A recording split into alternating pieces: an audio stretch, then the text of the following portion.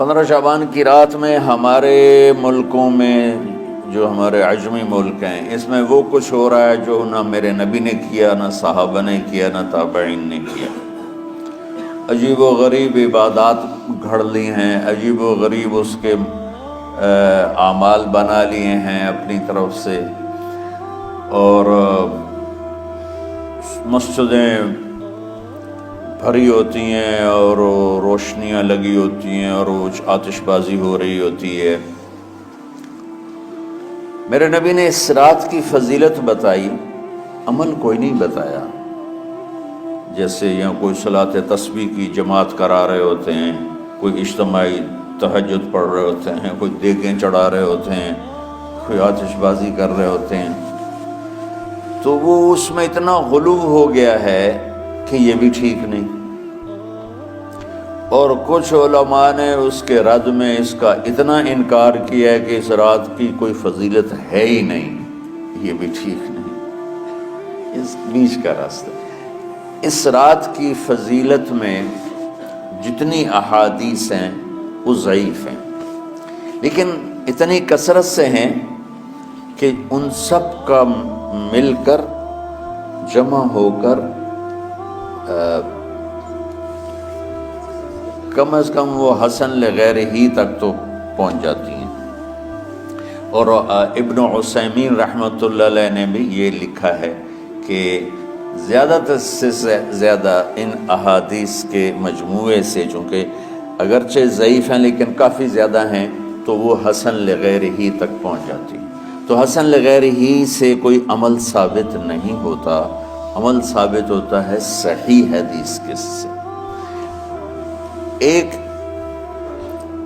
احادیث کی کثرت سے روایات، اور ایک امت کا عمل، کہ امت کا بہت بڑا طبقہ صدیوں سے اس رات کا اہتمام کر رہا ہے۔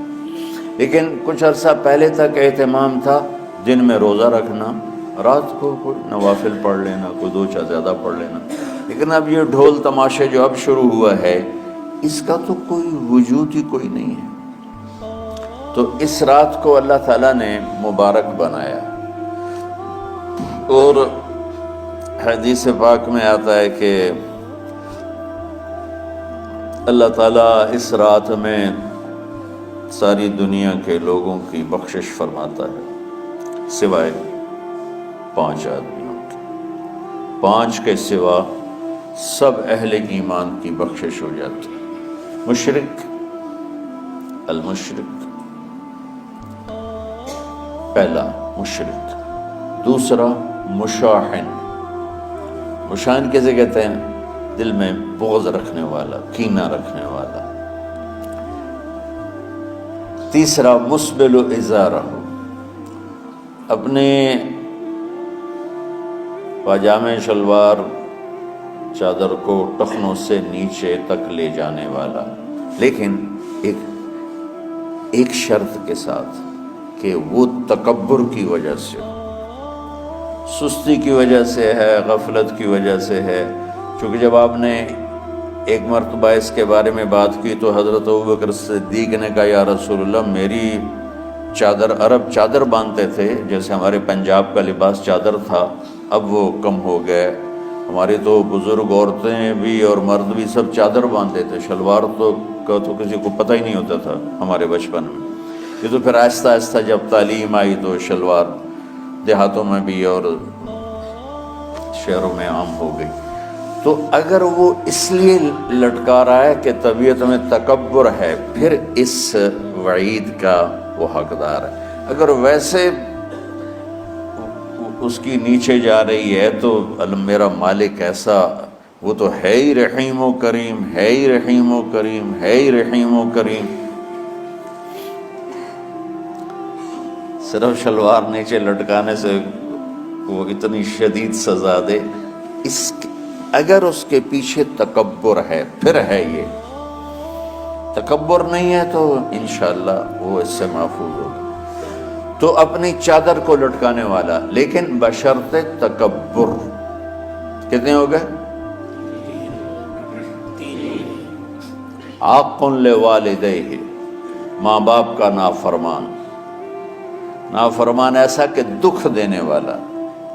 چھوٹی موٹی اونچ نیچ تو ہر بچے سے ہو جاتی ہے، نہیں، جن نے والدین کو ٹکڑے ٹکڑے کر دیا ہو اور ان کو دکھ دے دے دے دے کے ان کا سینہ چیر دیا ہو، چونکہ آپ کہتے ہیں پرزے پرزے کرنا کسی چیز کی، تو اپنے دکھ دے کر اپنی بدتمیزی کے ساتھ اس نے ماں باپ کا دل زخمی کر دیا ہو، ایک یہ نہیں معاف ہوتا.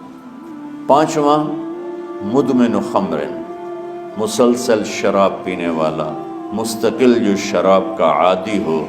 ان 5 کو مؤخر کر دیا جاتا ہے.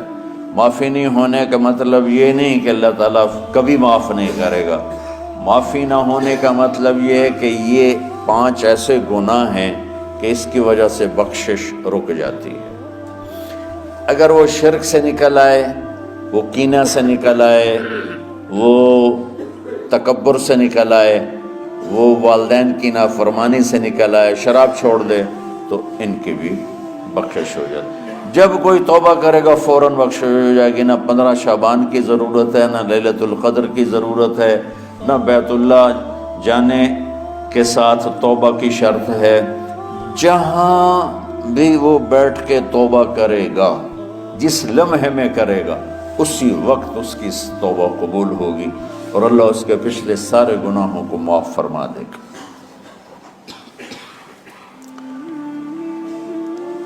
دن کا روزہ، رات کا قیام، زیادہ زیادہ قیام سے مراد نوافل ہیں. کوئی گھر میں پڑھ لے، کوئی مسجد میں پڑھ لے. نوافل، نفلی عبادات گھر میں ہی افضل ہوتی ہیں. میرے نبی سنتیں ہمیشہ گھر سے پڑھ کے آتے تھے. تہجد اپنے گھر میں پڑھتے تھے، مسجد میں نہیں پڑھتے تھے. سوائے اعتکاف کے آپ اپنے نوافل، سنتیں سب گھر میں پڑھتے تھے اور مسجد میں صرف فرض آ کے ادا فرماتے تھے. اور اس کے بعد بیٹھنا ہوتا تھا تو بیٹھ جاتے تھے، اٹھنا ہوتا تھا تو اٹھ جاتے تھے. تو اعتدال اللہ کو ہر چیز میں پسند ہے. دنیا جو مختصر ہے اس میں کیسے پسند نہیں ہوگا؟ آخرت جیسے معاملے میں بھی اللہ ہم سے کہہ رہا ہے اعتدال، امتن وسطا. ایسے عیسائیوں کی طرح ترک دنیا بھی نہ کرو، یہودیوں کی طرح دنیا کے پیچھے نہ پڑ جاؤ. رزق حلال بھی کماؤ، اپنے بچوں کو بھی دیکھو، اپنے فرائض کو بھی دیکھو جو دنیاوی ہیں، اور اللہ سے بھی اپنا معاملہ ٹھیک کرو اور درست کرو. بعد کے زمانے میں صحابہ کے بعد سے ہی ایک انتہا پسندی امت میں آئی. ساری ساری رات جاگنا. فلاں بزرگ تھے، وہ رسے سے اپنے بالوں کو باندھ لیتے تھے کہ نماز پڑھتے پڑھتے جب نیند آئے اور جھٹکا لگے تو رسے سے بندھے ہوئے بالوں سے اس جھٹکے سے تکلیف ہو اور ان کی آنکھ کھل جائے اور پھر نفلوں میں شروع ہو جائے. ایک فلاں بزرگ تھے، وہ اپنے آنکھوں میں نمک کا سرما لگاتے تھے تاکہ آنکھیں جل جائیں، وہ اس میں وہ جلن پیدا ہو جائے اور نیند اڑ جائے. یہ ایسے واقعات بھرے پڑے ہیں. فلاں بزرگ تھے، انہوں نے 30 سال عشاء کے وضو سے فجر کی نماز ادا کی. یہ اپنی جگہ پہ بزرگی ہے، لیکن یہ بھائیو یہ دین ہم پیش نہیں کر سکتے. فلاں بزرگ تھے، وہ 30 سال سے ستو کھا رہے تھے کہ روٹی کھانے اور ستو کھانے میں 70 دفعہ سبحان اللہ کا فرق پڑ جاتا ہے. تو روٹی کھائیں تو 70 دفعہ سبحان اللہ کم کہہ سکتے ہیں، اور ستو کھائیں تو 70 دفعہ سبحان اللہ زیادہ کہہ سکتے ہیں. تو لہٰذا ان کا مجھے تو 30 سال ہو گئے، میں تو ستو کھا رہا ہوں، میں تو روٹی نہیں کھا رہا. یہ دین نہیں ہے. یعنی یہ وہ دین نہیں جو ہم انسانیت کو پیش کر سکتے. یہ تو لوگوں کو دوڑانے والی بات. یہ راہبانیت کی شکل ہے. یہ وہ دین نہیں جو ہم لوگوں کو پیش کریں گے تو وہ کہیں گے واہ واہ واہ واہ کیا دین ہے بھائی، قبول کرو. یہ ایک قسم کا غلو آیا. میں ایک حدیث سناتا ہوں، بخاری شریف میں بھی ہے، مجھے اب ہر شے بھول گئی. لیکن وہ ہے نہی الغلو، اس طرح کر کے آپ لوگ زیادہ جانتے ہوں گے جو پڑھ رہے ہیں کہ غلو سے نہیں۔ حدیث آپ کو سب کو یاد ہوگی کہ 3 صحابہ آئے اللہ کے نبی کے گھر اور پوچھا کہ اللہ کے نبی رات کیسے گزارتے ہیں؟ تو گھر والوں نے کہا سوتے بھی ہیں، جاگتے بھی ہیں، کھاتے بھی ہیں۔ تو وہ تینوں آپس میں کہنے لگے وہ تو نبی ہیں، سوئیں بھی تو کوئی بات نہیں، اور شادی ہے کوئی بات نہیں، ہم تو نبی نہیں، ہمیں تو کچھ کرنا چاہیے۔ ایک نے کہا کہ میں ساری زندگی روزہ نہیں چھوڑوں گا، ایک نے کہا کہ میں ساری زندگی سوؤں گا نہیں، ایک نے کہا میں ساری زندگی شادی نہیں کروں گا۔ تو دیکھنے میں تو واہ واہ کیا بڑی بزرگی ہے بھائی، بڑے بزرگ ہیں۔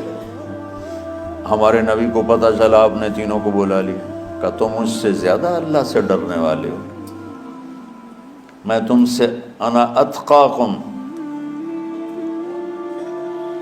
یا اخشاکم، الفاظ آپ لوگ کو زیادہ یاد ہوں گے لیکن مفہوم میں صحیح پیش کر رہا ہوں۔ آپ نے کہا میں تم سے زیادہ اللہ کو جانتا ہوں، تم سے زیادہ اللہ سے ڈرتا ہوں، میں سوتا بھی ہوں، میں کھاتا بھی ہوں، میں روزے بھی رکھتا ہوں، میں چھوڑ بھی دیتا ہوں، میری بیویاں بھی ہیں، میں اپنی بیویوں کے پاس بھی جاتا ہوں۔